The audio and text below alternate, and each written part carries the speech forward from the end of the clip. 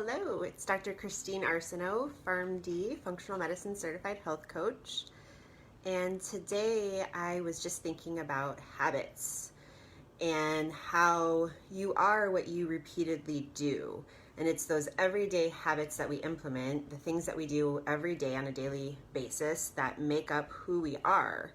And so sometimes you don't notice changes immediately. It's kind of like brushing your teeth.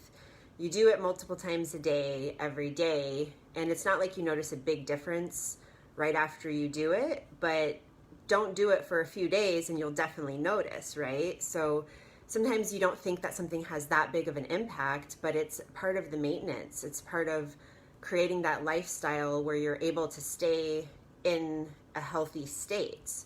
You're able to overcome and stay in a place of vibrant health, stay in wellness, and not get pulled back into those habits that are keeping you sick, that contributed to you getting sick, or that are, maybe preventing your body from healing fully. So I was thinking about habits a lot lately because I've been traveling, and so I've kind of have started living this nomadic life, and I basically got rid of anything that didn't fit inside my SUV and started, doing some exploring and driving to different areas. And in doing that, I'm transitioning. I'm staying with friends and family and renting condos, and so I'm like packing my things and repacking, and like my habits are changing from day to day because I'm seeing friends and family I haven't seen in years. I have been living in California the last 7 years, and right now I'm back in Michigan. And so it just kind of disrupts your patterns of every day. And so I've really been thinking about my habits and the consistency and what can I make sure to do no matter where I go, no matter who I'm hanging out with.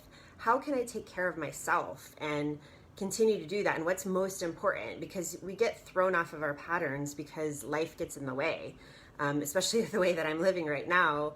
But whether it's, stress at work, things going on at home, a death in the family, whatever it is, there's always things that are pulling us away from our habits. And it's important to really think about what is most important to your health and how can you make a sacred space for you and your healing and your growth and your self-care. And so I was thinking about my habits, and one of the things that struck me was like the morning routine and the bedtime routine and how important that is, and how having those routines has changed my life. And so like in the evening, trying to have a consistent bedtime, a consistent time that you wake up, exposing myself to light right when I wake up, going outside to watch the sunrise if possible. Sometimes when you're traveling that doesn't happen. Wearing my blue blocking glasses in the evening when I wind down for bed. Just having some kind of, and even if I don't do all of my bedtime routine or all of my morning routine, as long as I'm still doing something to touch base with myself and to make sure I'm on track, at bedtime kind of planning my next day, and in the morning having gratitude. So I do affirmations in the morning. And so, usually I kind of write notes and I stick them everywhere so that I can see them and be reminded to do the affirmation. And so I have little notes I do stick up when I'm traveling too, but sometimes I'm staying at other people's places. I don't have those, but there's just some affirmations that I just automatically do every morning when I get up. And that's just ingrained. So I might not have my whole gratitude journal and go through my whole routine, but I'll make sure to just say a few affirmations. As long as I'm doing something in the morning and something in the evening to just, take some time for myself and, plan my day and how I want to spend my time instead of allowing other people's, wishes and demands to kind of lead the way. So it's just about like finding that time for yourself, grounding and crafting your day, and, thinking about your health and what you're going to do for yourself that day as well. And then meditations and breath work as well. So just finding some time to meditate, and that could just be like 3 minutes a day, but being consistent every day. And it could just be like, I'm going to just be really mindful when I'm on this walk, and I'm just going to look around at the nature around me and just take it all in and not get lost in my thoughts. And if I start to think about things, I'm just going to bring it back to the present moment, and I'm just going to appreciate the trees around me and the green grass and those flowers, and just really be mindful, present in the moment. That counts as meditation. You don't have to, sit cross-legged on the floor. You can find ways to meditate or be mindful that work for you, that you can fit into your life. So I make sure that I'm taking care of my mind in some way, no matter what I'm doing, so that I can just be more focused and clearer when I'm doing that.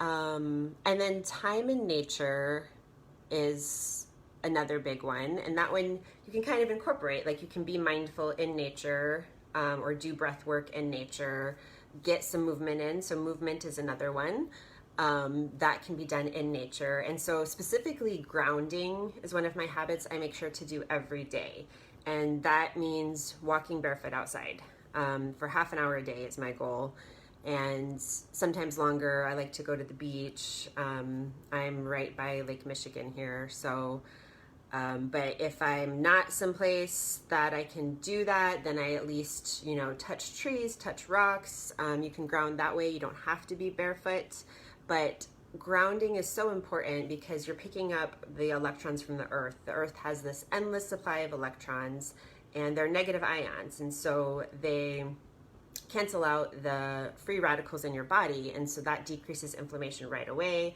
helps with pain right away, and so it's really the best antioxidant that you can get. It's the best anti-inflammatory. So I make sure that I get in nature every day and touch things, either being barefoot, touching trees. I'm that person out there hugging trees. I like my nature. It keeps me just feeling grounded and connected to the earth, and that's really important for me.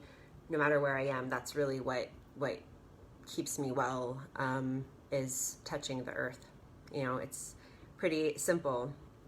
And what else? What other habits do I make sure that I have? Social interactions. So whether I'm, talking to people via text or messaging or seeing them in person, but just making sure that I am making some time to connect with people and connect with those nourishing relationships, the people that really,